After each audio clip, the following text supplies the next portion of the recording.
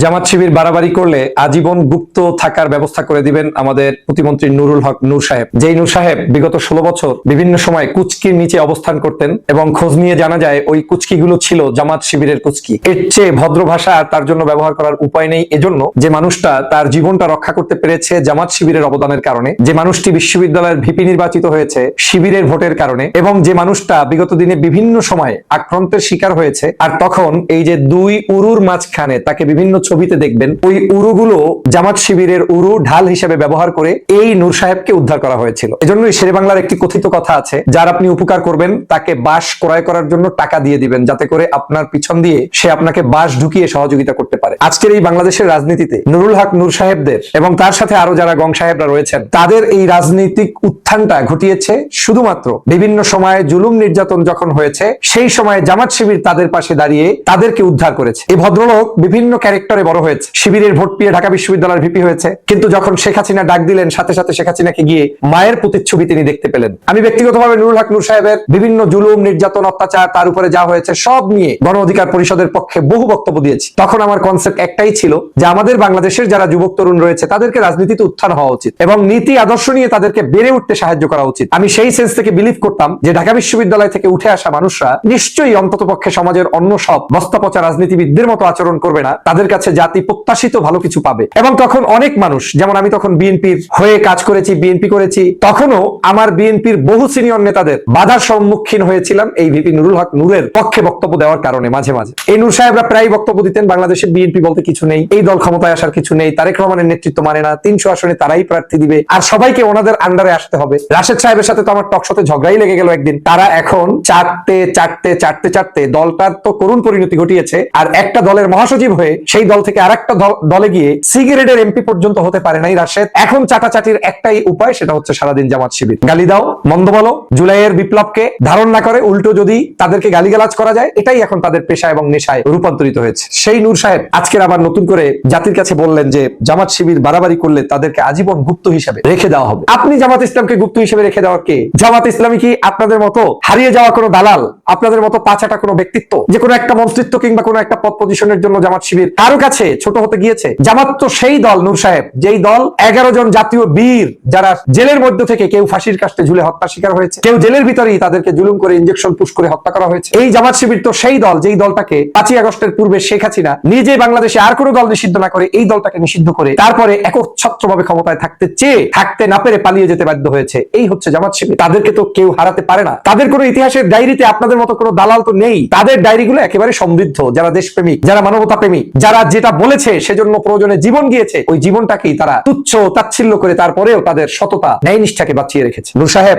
এখন একটু পগার হয়েছে। এই মন্ত্রিত্ব, এই এমপিত্ব আসলে লম্বা সময়ের জার্নি না। আপনি আমি একসাথে, আমরা মনে আছে নিশ্চয়ই ঢাকাতে জামাত শিবিরের যে প্রোগ্রাম মহাসমাবেশ, সেখানে বক্তব্য রেখেছেন, আমিও বক্তব্য রেখেছি। এই বড় বড় সভা সমাবেশগুলো আপনাদের উত্থানের কেন্দ্র ছিল। তখন যতগুলো বিষয়ের উপরে বক্তব্য দিয়েছিলেন, একটা বিষয় কি আপনার ডায়েরিতে এখন আছে? পিআর পদ্ধতি নিয়ে আলোচনা আছে, উচ্চকক্ষ নিয়ে আলোচনা আছে, বিচার বিভাগ আলাদা করা নিয়ে আলোচনা আছে, প্রধানমন্ত্রীর ক্ষমতার ভারসাম্য দলীয় প্রধানের সাথে আছে, প্রেসিডেন্টের সাথে ভারসাম্য আছে, বাংলাদেশের সংস্কার নিয়ে বিন্দুমাত্র কোনো কিছু আছে? গণভোট নিয়ে আছে? নেই। তাহলে কি আছে? আপনাদেরকে সাবজেক্ট ধরিয়ে দেওয়া হয়েছে শুধুমাত্র জামাত শিবিরকে গালিগালাজ করেই আপনাদের মন্ত্রিত্ব চালাতে হবে। দুঃখ হয় আপনাদের মতো নেতাদের চেহারা দেখলে, দুঃখ হয় এজন্য যে আপনাদেরকে এখন শুধুমাত্র মন্ত্রিত্ব এমপিত্ব বাঁচিয়ে রাখতে হচ্ছে শুধুমাত্র এই জামাত শিবিরকে গালি দিয়ে। যে কাজটি আওয়ামী লীগের সময় বিভিন্ন জনকে করতে হয়েছে, তখন আপনারা আওয়ামী বিরোধিতা করেছিলেন এই একই কারণ দেখিয়ে। আজকে সেই কাজটা আপনি করছেন। আপনি হুঙ্কার দিচ্ছেন যে গুপ্ত বানানোর ব্যবস্থা করা হবে। তার মানে আপনি জুলুম নির্যাতনের স্টিমুলার চাপিয়ে দিয়ে তারপরে কিছু একটা করতে চান। নূর সাহেব, এটা বাংলাদেশ, এটা 24 পরবর্তী বাংলাদেশ। আপনার বিভিন্ন সময় জুলুম নির্যাতন হওয়া, নিপীড়িত হওয়া, সেই সকল সময়ে যে সকল মানুষ আপনাকে ভালোবেসেছে সেটা একটা আদর্শিক কারণে ভালোবেসেছে। আদর্শ যতদিন থাকবে ততদিন আপনাদের পাশে মানুষ থাকতো। আদর্শ থেকে বিচ্যুত হয়েছেন, আপনাদের পাশে আর মানুষ থাকবে না। আমি শুধু একটি হুঁশিয়ার করে বলতে চাই, গুপ্ত হওয়া জামাত শিবিরকে আপনার হুমকি দিতে হবে না যে জামাত শিবিরকে গুপ্ত বানিয়ে দেওয়া হবে। জামাত শিবির কোনোদিন গুপ্ত ছিল না, বরং জামাত শিবির প্রকাশ্যে অপ্রকাশ্যে যখন যে কার্যক্রম করেছে দেশের প্রয়োজনে, মানুষের প্রয়োজনে এবং দেশবাসীকে উদ্ধারের প্রয়োজনে করেছে। আপনারা কোন পথে যাবেন সেই পথটা দেখে রাখতে পারেন। এদেশে তো দেখেছেন, শ্রীলঙ্কায় তো দেখেছেন, প্যান্টি পর্যন্ত নেই, দৌড়ে রক্ষা পাচ্ছে না। বাংলাদেশে কিছু দালাল যদি সত্যিকার অর্থে কোনো সিচুয়েশন আসে, তখন যদি তারা এখনো সঠিক পথে না যায়, তাহলে সেই রকম প্যান্ট খোলা রাজনীতিবিদদের তালিকায় আপনারা পড়ছেন কিনা একটু ভেবে দেখুন। আর কিছু না, প্রোটোকল থাকলে অনেক বড় কিছু ভাবা যায়। প্রোটোকল ছাড়া একটু মেট্রো রেলের চলে দেখেন, সাধারণ নাগরিকদের সিটের পাশে বসে দেখেন, লোকাল বাসে চড়ে দেখুন, মানুষের আশেপাশে একটু সভা সমাবেশে গিয়ে দেখুন মানুষের মূল্যায়ন পান কিনা। এত সস্তা ভেবে রাজনীতি করা যায় না। একদিনের রাজনীতি না। আমার তো সন্দেহ সন্দেহ হয়, আমি অ্যাডভান্স বলে দিচ্ছি, এই নূর সাহেবরা আবার কোনো না কোনো সময় এই জামাতের পেটে ওঠার চেষ্টা করবে। আমি জানি না জামাতের তখন ভূমিকা কি হবে, কিন্তু বলে গেলাম এরা এটাই করবে। এখন ক্ষমতার জন্য বিএনপির সাথে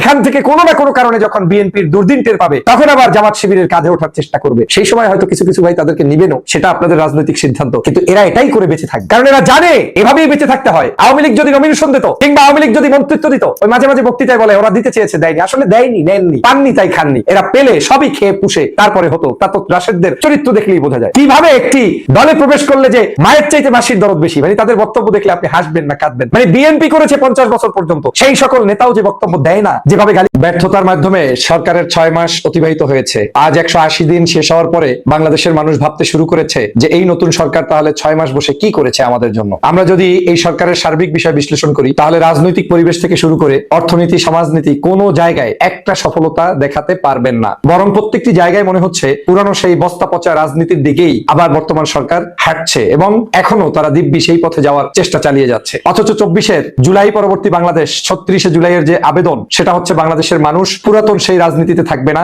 নতুন একটি বাংলাদেশ দেখবে, যেখানে যুবক, তরুণ, সকল ধর্মবিশ্বাসী মানুষরা ঐক্যবদ্ধভাবে দলমতের ঊর্ধ্বে উঠে একটি সুন্দর বাসস্থানযোগ্য বাংলাদেশ পাবে। কিন্তু বর্তমান সরকার সেটা দিতে সম্পূর্ণ ব্যর্থ হয়েছে। আমি মনে করি মাননীয় প্রধানমন্ত্রী জনাব তারেক রহমান সাহেব ব্যক্তিগত আচার ব্যবহার এই 6 মাসে মানুষের কাছে আলোচনায় থাকলেও তার সরকার এবং রাষ্ট্র ব্যবস্থার সিস্টেম আমাদের কোনো অবস্থায় এখন পর্যন্ত জাতির জন্য, দেশের জন্য, মানুষের জন্য বড় কোনো ইম্প্যাক্ট ফেলতে পারেনি। অন্যদিকে বাংলাদেশের মানুষ খাদ্য সমস্যায় ভুগছে, বাংলাদেশের মানুষ ফুয়েল সমস্যায় ভুগছে, গ্যাসের সংকটে ভুগছে, এক বাক্যে নানা ধরনের সমস্যার মধ্য দিয়েই গত 6 মাস তাদেরকে পার করতে হয়েছে। অনেকে প্রশ্ন করতে পারেন যে একটা সরকারের জন্য 6 মাস কি খুব একটি অনেক উল্লেখযোগ্য টাইম? আমি মনে করি না। যারা পারে তারা 9তে, না হলে 99তেও না। এই কথাগুলো আজকে নতুন না, মানুষ এই কথাগুলো ছোটবেলা থেকে বলে আসে। কেন? যে পারে সে 9তে, না হয় 99তেও সে পারে না। আজকের 6 মাস অতিবাহিত হওয়ার পরেও যখন দেখছি সরকার বিরোধী মত দমনের জন্য ব্যস্ত, যখন দেখছি সরকার সেই বিগত ফ্যাসিস্টের মতো করেই গুপ্ত সুপ্ত ট্যাগিং এর রাজনীতিতে ব্যস্ত, রাজাকার, আলবদর, আলশমসের ট্যাগিং এর রাজনীতিতে ব্যস্ত,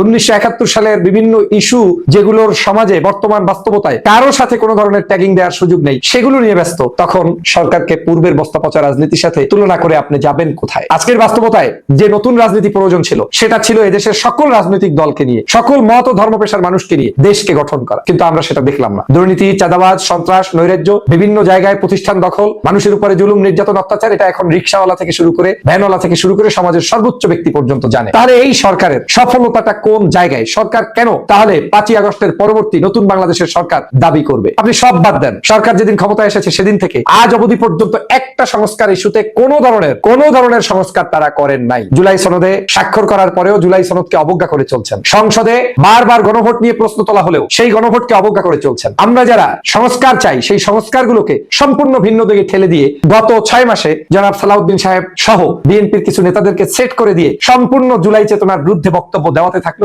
সরকার মাঝে মাঝে যখন একটু মনে করে যে এই বক্তব্যগুলো জনগণ খাচ্ছে না, তখন মাঝে মাঝে বলে দাড়ি কমা, কোনো কিছু বাদ দেওয়া হবে না, জুলাই সনদ অক্ষরে অক্ষরে বাদ মানিয়ে পালন করা হবে। আজও দেখলাম তার একজন সরকারের উপদেষ্টার সহকারী ডেপুটি উপদেষ্টা, একজন সম্ভবত ডাক্তার জাহিদ সাহেব, তিনি বললেন নোট অফ ডিসেন্ট ব্যতীত সব বাস্তবায়ন করবে এই সরকার। কি বাস্তবায়ন করবেন আপনারা? 6 মাসে আমরা কি দেখলাম? একটা সংস্কার ছাড়া, যেখানে প্রেসিডেন্ট নির্বাচন অনুষ্ঠিত হচ্ছে, 70 অনুচ্ছেদের বর্তমান নিয়ম অনুযায়ী প্রেসিডেন্ট যে নির্বাচন করবেন, তাকে কোনো সংসদ সদস্য ওই দলের বাহিরে কোনো মতামত প্রকাশ করলে, ভোট প্রদান করলে তার সংসদ সদস্য বাতিল হবে। তাহলে আপনি ভোটের আয়োজন করছেন কেন? তাহলে আপনি ফটোকপি করছেন কেন? তাহলে নির্বাচন কমিশন অ্যানাউন্সমেন্ট দিয়ে 2 জন প্রার্থী যে দাঁড়ালো, এই 2 জন শুধুমাত্র দাঁড়িয়ে জাতির কি প্রত্যাশা পূরণ হচ্ছে? এটাই বাংলাদেশের জনগণের টাকা অপচয় হচ্ছে। আর যদি এটা সংস্কার করতে পারতো সরকার গত 6 মাসে, তাহলে 70 অনুচ্ছেদের সংস্কারকৃত নিয়ম অনুযায়ী তাহলে যে কোনো এমপি, যে কোনো ক্যান্ডিডেটকে ভোট দিতে পারতো। আমরা একটা রিয়েল গণতান্ত্রিক প্রসেসে বুঝতে পারতাম। হয়নি সে সংস্কার, হয়নি প্রধানমন্ত্রী প্রেসিডেন্টের ভারসাম্যের নীতির সংস্কার, হয়নি বাংলাদেশের পিআর পদ্ধতির আলোকে উচ্চ কক্ষ নিম্ন কক্ষের ইস্যুটি এখন পর্যন্ত সমাধান হয়নি, বিচার বিভাগের স্বাধীনতা নিশ্চিত করা এবং তাদের জন্য আলাদা সচিবালয় যেটা রাখা হয়েছিল তাও বাতিল করা হয়েছে। তাহলে সংস্কার মানে কি? সংস্কার মানে কি প্রধানমন্ত্রীর ব্যক্তিগত ব্যবহার, আচার, অনুষ্ঠান, সামাজিকতা, কোন কালারের জামা পরেন, ড্রাইভ কিভাবে করেন, ফ্যামিলির সাথে কিভাবে মিশেন, এটা অবশ্যই তার ভালো যোগ্যতা, কিন্তু এটা তো সংস্কার নয়। এই সংস্কারের জন্য তো বাংলাদেশের জনগণ আপনাকে আমাকে এই 24-এর গণঅভ্যুত্থান পরবর্তী রাজনীতি করতে দেয়নি। বাংলাদেশে আমি মনে করি এজন্য সরকারি দল, বিরোধী দল সবাইকে জনগণ কিন্তু কাঠগড়ায়, প্রশ্নের কাঠগড়ায় দাঁড় করাবে। যদিও বিএনপির সফলতা ব্যর্থতা জনগণ অবশ্যই আজকের বিচার করছে, আবার বিরোধী দলকেও কিন্তু জনগণ দেখছে মানদণ্ডে যে তারা আমাদের ভয়েস রেজ করছে কিনা, আমাদের পক্ষে কতটুকু আনছে। আমি মনে করি সেক্ষেত্রে বিরোধী দল গত 6 মাসে একটু হলেও বেটার পারফরমেন্স করেছে। ওই অর্থে তারা কিন্তু এই সংস্কার ইস্যুতে মাঠে ময়দানে সভা সমাবেশ আন্দোলন সংগ্রাম করেছে, সংসদেও বক্তব্য দিয়ে গিয়েছে। কিন্তু সরকারের উচিত ছিল বিরোধী দলের সাথে বৈরিতাপূর্ণ সম্পর্ক না করে বরং তাদের সাথে সুসম্পর্ক তৈরি করে সংস্কার জিনিসগুলো এই 6 6 মাসে শেষ করে জনগণের সাথে 6 মাস পরে একটি জাতীয় সংসদের ডাক দিয়ে বিবৃতি দিয়ে উপস্থাপন করে দেয়া যে আমরা এই সংস্কার করেছি। পারেননি, ব্যর্থতায় পর্যবেসিত হয়েছেন। তো আপনি যদি তৈলের দাম কমাতে না পারেন, গ্যাস ম্যানেজমেন্ট না পারেন, খাদ্যশস্য, বস্ত্র, বাসস্থান না দিতে পারেন, শিক্ষায় ভালো উপহার না দিতে পারেন, সামাজিক মূল্যবোধ প্রতিষ্ঠা করতে না পারেন, সংস্কারটাও করতে না পারেন, তো আপনি আসছেন কেন? 24 পরবর্তী বাংলাদেশে আমরা একটি নতুন বাংলাদেশ চাই। মাননীয় প্রধানমন্ত্রী জনাব তারেক রহমান, আমরা আপনার শত্রু নই, বিশেষ করে আমি আপনার শত্রু নই। আমি এই কথাগুলো বলছি এজন্যই, আপনি যত দ্রুত রাষ্ট্রের মানুষের সমস্যার সমাধান করতে পারবেন, তত দ্রুত মানুষের কাছে আপনি হৃদয়ে স্থান অর্জন করতে পারবেন। আর যদি আশেপাশের সেট করা বেতনভুক্ত কিছু দালালদের কথায় চলেন, এগুলো দিয়ে শেখ হাসিনাও টিকতে পারে নাই। আর শেখ হাসিনা যে কয়দিন পেরেছে তার 5 ভাগের 1 ভাগও তো আপনারা পারবেন না, কারণ তার মতো তো মানুষ খুন করা, গুম করা, আয়নাঘর প্রতিষ্ঠা করা এটা পারবেন না। অর্থাৎ যেটা পারবেন না সেটা নিয়ে খামাখা দৌড়ঝাঁপটা না করে আসুন সংস্কার করেন, আসুন জনতার কাতারে জনগণের জন্য কাজ করুন। অন্তত 5টা বছর ক্ষমতায় যেহেতু এসেছেন, শান্তিতে থাকার জন্য কিছু কাজ করুন, যাতে অন্তত আপনার এই 5 বছরের মধ্যে কেউ মধ্যবর্তী নির্বাচন দাবি করতে না পারে। কিন্তু আমার ভয় হচ্ছে যেভাবে আপনি আগাচ্ছেন এইভাবে যদি হয়, তাহলে এই দেশে হয়তো মধ্যবর্তী নির্বাচনও চলে আসতে পারে। যাই হোক প্রিয় দেশবাসী, আমরা এই সরকারের সফলতা কামনা করি, বিরোধী দলের সফলতা কামনা করি, এবং আগামীর বাংলাদেশ একটি দল মত রাজনীতির ঊর্ধ্বে উঠে সুন্দর বাংলাদেশ দেখতে চাই, যেখানে মধ্যবর্তী নির্বাচনের পথে হাঁটছে বাংলাদেশ। যে কোনো মুহূর্তে সরকারের পতন হয়ে ক্ষমতায় চলে আসতে পারে জামাত ইসলামীর নেতৃত্বের জোট কিংবা জামাত ইসলাম। এই কথাগুলো এখন বাংলাদেশের মানুষের বিভিন্ন জায়গায় চৌর হচ্ছে, সে কথাটা আমি আপনাদেরকে অ্যাডভান্স বলে যাচ্ছি। সরকার কয়েকটি বিষয় যদি নজর না নিতে পারে, দিতে না পারে, এবং ঐক্যবদ্ধ একটি বাংলাদেশ গড়তে তারা যদি ব্যর্থ হয়, তাহলে সরকার শেষ পর্যন্ত থাকতে পারবে এটা এখন সম্ভাবনা ক্ষীণ হয়ে দাঁড়িয়েছে। এবং প্রতিদিন মানুষের মুখের ভাষ্য এটাই। মানুষ চিন্তা করেছিল এই সরকার যে কোনো মূল্যে সংস্কার করে একটি সুন্দর বাংলাদেশ উপহার দিবে, কিন্তু আমরা দেখলাম নির্বাচনের পরেই এই সরকার সবচেয়ে বড় ভুলটা করেছে। জুলাইয়ের চেতনাটার কাছ থেকে দূরে সরে গিয়ে বস্তা পচা পুরাতন রাজনীতিতে চলে গিয়েছে, এবং চলে যাওয়ার কারণে আজকের বিরোধী মতের কাছে তাদের সাবজেক্ট তুলে দিয়ে তারা এখন এক প্রকার ফ্যাসিস্টের পথে হাঁটা শুরু করেছে। তথা এখন দেশপ্রেমিক দল বলতে মানুষ মনে করে জামাত ইসলাম এবং তাদের সাথে থাকা জোটের অন্যান্য নেতৃবৃন্দ কিংবা যারা রাজনীতি করছেন তাদেরকে। আর আওয়ামী লীগের পুরাতন বস্তা পচা রাজনীতির পথে হাঁটছে বিএনপি, এটা এখন জনগণ বিশ্বাস করা শুরু করেছে। এটাই বিএনপির সবচেয়ে অধপতনের কারণ হবে বলে আমি মনে করি। আমার এই ভিডিওটা সরকার পড়ে যাক দ্রুত এই উদ্দেশ্যে নয়, আমার এই ভিডিওটা রাষ্ট্র কেমন চলা উচিত এবং সরকারের কেন সতর্ক হওয়া উচিত সেই উদ্দেশ্যে আমার এই ভিডিওটা। নিশ্চয়ই যারা আমাকে পছন্দ করবেন না কিংবা কোনো রাজনৈতিক আদর্শের দালালি করতে করতে মানে চরম ভাবে একটি দলের চরম লেভেলের দালাল হয়ে গিয়েছেন, তাদের কাছে ভালো লাগবে না। কিন্তু আপনার অশনি সংকেতগুলো না জানলে সামনের পথ অন্ধকার। প্রথমত বাংলাদেশের আইন শৃঙ্খলা পরিস্থিতি কিন্তু খুব একটা ভালো নেই। বাংলাদেশের বিদ্যুতের অবস্থা, মানুষ এখন প্রত্যেকটি ঘরে ঘরে লোডশেডিং হচ্ছে। মানুষ বলা শুরু করেছে বিদ্যুৎ যায় না, আসে। মানে আসে কখন? তৈল সমস্যার অনেকদিন পর সমাধান করতে গিয়েও তৈলের যে দাম বৃদ্ধি করেছেন, মানুষ অস্বস্তিতে আছে। গ্যাসের দাম নতুন করে এখন বাড়ানোর চক্রান্ত চলছে। বাংলাদেশের দ্রব্যমূল্য থেকে শুরু করে সবকিছু নাগালের বাইরে। তো জনগণ আপনার সাথে থাকবে কেন? জনগণ আপনাদের কাছে কেন ভিড়বে? এই জনগণকে আপনি 5ই আগস্ট পরবর্তী যে নতুন বাংলাদেশ সেটার স্বপ্ন দেখাতে ব্যর্থ হয়েছেন। আপনারা বিরোধী দলকে রাজপথে নামাতে মানে বাধ্য করেছেন। বারবার তারা আপনাদেরকে আহ্বান জানানোর পরেও আপনারা তাদের প্রতি কোনো বিন্দুমাত্র গুরুত্ব দিচ্ছেন না। এখন এমন একটা পলিসিতে রাজনীতি যাচ্ছে, আমার তো মনে হচ্ছে নো রিটার্ন পলিসিতে চলে যাচ্ছে পলিটিক্যাল সেই এনভায়রনমেন্টটা। আবার মাঝে মাঝে দেখবেন জামাত ইসলামের আমির ডাক্তার শফিকুর রহমান সাহেব প্রায় একটা জনসভায় বক্তব্য দিয়ে বলে, যতদিন মানুষের পক্ষে কথা বলতে পারবো ততদিন সংসদে আছি, পারবো না বিদ্যাঙ্গুল দেখিয়ে বলে দিচ্ছে যে সেখান থেকে বের হয়ে চলে আসবে। আমি এই কথাটার একটা সারমর্ম খুঁজে পাওয়ার চেষ্টা করেছি। যেমন নির্বাচন হলো মাত্র 6 মাস, এখনই আমির জামাতের এই বক্তব্যের কারণটা আমার কাছে মনে হচ্ছে তিনি বিএনপিকে স্মরণ করিয়ে দিতে চান যে ফেসিবাদের পথে না গিয়ে আপনি একটু সুস্থ ধারায় রাজনীতি করুন এবং বাংলাদেশটাকে 24-এর গণঅভ্যুত্থান পরবর্তী বিপ্লব পরবর্তী নতুন বাংলাদেশের দিকে এগিয়ে নিয়ে যান। গণভোটের ভিত্তিতে বাংলাদেশটা গঠন করুন, আইন সংস্কার করুন। আজকের এই সংস্কারগুলো যদি না করেন, আমরা যদি ভিতরে কথা বলেও সমাধান না পাই, বাহিরে আন্দোলন করেও সমাধান না পাই, তাহলে হয়তো ওই ভিতরে আমরা আর বন্দী থাকবো না। আমার কাছে মনে হচ্ছে পার্লামেন্ট থেকেও একযোগে যে কোনো মুহূর্তে যে কোনো সময়, সেটা কখন কোন সময় পরিবেশ বলে দিবে, হয়তো বিরোধী জোট পদত্যাগ করেও সরকারকে একটা লাস্ট মুহূর্তের ওয়ার্নিং দিয়ে ফেলতে পারে যে না আর থাকবো। তাতে বিরোধী জোটের কি ক্ষতি হবে আর উপকার হবে? প্রথম ক্ষতি হচ্ছে আপনার কাছে এমপিত্ব চলে যেতে পারে, একটা বিশেষ আপনার পদ পদবি পেলেন, এগুলো চলে যেতে পারে। উপকার হচ্ছে আজীবন মানুষ এই বিরোধী মতের রাজনীতিবিদদের যে স্ট্যান্ড, তারা যে সত্যিকার সংস্কার চেয়েছে, রাষ্ট্রের পরিবর্তন চেয়েছে, সেটা জাতির কাছে স্পষ্ট স্বর্ণাক্ষরে লেখা থাকে। এখন যারা দুর্নীতি করতে চায় না তাদের কাছে এমপিত্ব মন্ত্রিত্ব বড় ইস্যু নয়। বিএনপির অনেক নেতার কাছে এমপি মন্ত্রিত্ব অনেক বড় কিছু হতে পারে, টেন্ডারবাজির জন্য, চাঁদাবাজির জন্য, দুর্নীতির জন্য, ক্ষমতা দেখানোর জন্য। জামাত ইসলামের এমপিদের তো এটা নয়। তো তাদের গেলেই বাকি থাকলেই বাকি। আমি সেখান থেকে মনে হচ্ছে এই সরকারের একটা টার্মে গিয়ে হয়তো জামাত সহ তাদের জোটের লোকেরা বেরো হয়ে আসে, কিন্তু সরকারকে কিন্তু তারা বারবার হুঁশিয়ার দিচ্ছে। যেমন এখন লং মার্চের ঘোষণা করেছে, তারপরে ঢাকায় মহাসমাবেশের ঘোষণা দিয়ে, এরপরেও যদি সমাধান না হয় তাহলে তো হরতাল, অবরোধ, এ ধরনের কার্যক্রমে দেশটা চলে যেতে পারে। তো দেশের যদি অর্থনৈতিক অবস্থা খারাপ, তৈল, গ্যাস, বিদ্যুৎ সব সমস্যা শুরু হয়ে যায়, আইন শৃঙ্খলা পরিস্থিতি খারাপ থাকে, আর বিরোধী জোটও যদি তাদেরকে সাহায্য না করে, সরকার যদি বিরোধী জোট থেকে আস্থা অর্জন করে সাহায্য নিতে ব্যর্থ হয়, তাহলে মধ্যবর্তী নির্বাচন আসন্ন, সরকারকে পদত্যাগ করতে হবে এবং বিএনপির পতন হয়ে পরবর্তীতে যারা আসবে, সেটা রাজনীতির ইতিহাস বলে যাদের মাধ্যমে পতন হয় তারাই পরবর্তীতে ক্ষমতায় আসে। যেমন এখন বিএনপি ক্ষমতায় আছে, একে ক্ষমতা ছাড়তে হলে জামাতের কাছেই ক্ষমতা ছেড়ে তারপরে যে। অতএব এই মধ্যবর্তী নির্বাচন হওয়াটাকে আপনারা কেউ মনে যদি না করেন যে হবে না, সেটাও ভুল, আর যদি মনে করেন হয়ে যাবে সেটাও ভুল। তবে এই দুই ভুলের মাঝে রাজনৈতিক যে কোনো কিছু ঘটে যাওয়া অসম্ভব। সরকারের সবচেয়ে ভালো দিকটা যদি সরকার করতে চায়, তাহলে সবচেয়ে ভালো কাজটি হবে বিরোধী মত যে বিষয়ে আন্দোলন করছে সেই বিষয়গুলোকে সবার আগে সমাধান করা। আপনারা এই সংস্কারটা করে দেন, জাতিকে মুক্তি করে দেন। দেশবাসী জানুক যে বিএনপি পিআর পদ্ধতিতে আপার হাউস লোয়ার হাউস করেছে, বিএনপি প্রধানমন্ত্রীর ক্ষমতার ভারসাম্য করেছে, বিএনপি প্রেসিডেন্ট প্রধানমন্ত্রীর মধ্যে ক্ষমতার ভারসাম্য করেছে, আইন শৃঙ্খলা পরিস্থিতি উন্নতি করেছে, বিচার বিভাগকে স্বাধীন করেছে, প্রাইম মিনিস্টার থাকা অবস্থায় দলের প্রেসিডেন্ট থাকতে পারবে না এই আইন সংস্কার করেছে, সংবিধান সংস্কার করেছে। এগুলো যদি বিএনপি করে প্রকাশ্যে দেখাতে পারে তাহলে হয়তো এই সরকার শেষ পর্যন্ত টিকে থাকলেও থাকতে পারে। যদি সেটা না হয় তাহলে আমার এই ভবিষ্যৎবাণী লিখে রাজনীতিতে অনেক কিছু ঘটছে, অনেক কিছু ঘটবে। আপনি মনে করতে পারেন যে এই বিএনপি চিরদিন ক্ষমতায় থাকবে, অনেকে 49 সাল পর্যন্ত সিদ্ধান্ত নিয়েও ফেলেছে, হয় শেখ হাসিনার মতো কত সাল জানি 44 না